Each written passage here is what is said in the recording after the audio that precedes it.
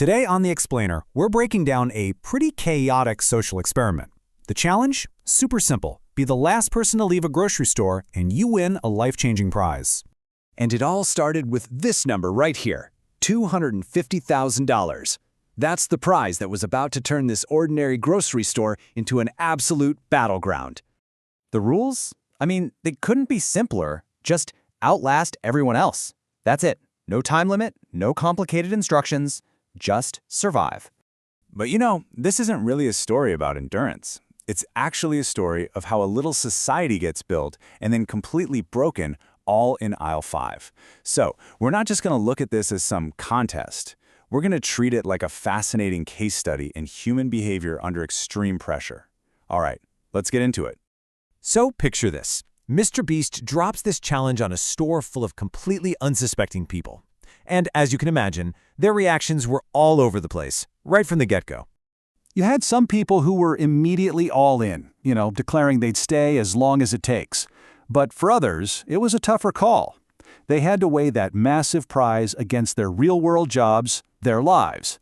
And a lot of them decided to walk away, some even taking an offer of free groceries on their way out. So after that first big wave of people bailing, only 33 contestants were left. The doors were locked, and that's when the real experiment kicked off.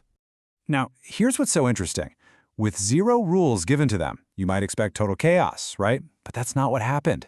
The group's very first instinct was to build a community. People started setting up little homes and forming alliances right away. And almost immediately, you could see these distinct factions popping up.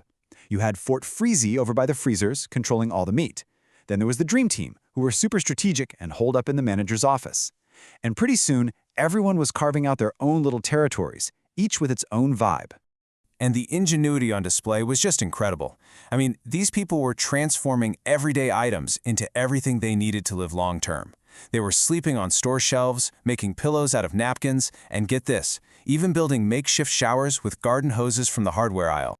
But of course, that peaceful vibe couldn't last forever. This was still a competition, and the game was about to take a hard turn, shifting from this cooperative little survival camp into a full-blown psychological battlefield. The breakdown of their little society really happened in 3 key stages of sabotage. And with each one, the tension just got higher and higher. Okay, so it started with something that seems kind of small, but it had massive consequences. A contestant named Xavier just pops someone's inflatable bed. Like, really? As another person put it, that is what a child does. But that one little act completely spiraled. It escalated into this store-wide riot over Pop-Tarts, and the stress was so intense that it actually caused several people to just quit. So Xavier wasn't done. He decided to escalate his tactics. He steals the only basketball in the entire store, which was like the group's main source of entertainment. And then he hatches this whole plan to frame another guy, Robbie, for it. But here's where it gets really weird. Another contestant, a woman named Autumn, saw the whole thing go down, and she called Xavier out on it. But in this bizarre twist, the group turns on her. They accuse her of lying, and this just led to her being totally isolated from everyone, and eventually she just gave up and left. And that brings us to the final act of sabotage, which was honestly the most sophisticated of all. You had the 2 biggest factions, Fort Freezy and the Dream Team, actually team up. They create this fake top 10 ceremony just as a distraction, and while everyone's distracted, one of their members, Colin, goes and steals all the cooking burners. And the best part? They successfully framed their common enemy, Xavier, for the whole thing. Okay, so at this point, the contestants are clearly dug in for the long haul, but their little society is in shambles. So Mr. Beast starts to intervene directly, to apply some pressure and get the game moving. First up, cash incentives. A sponsor comes in with some small offers, which tempted a few people to leave.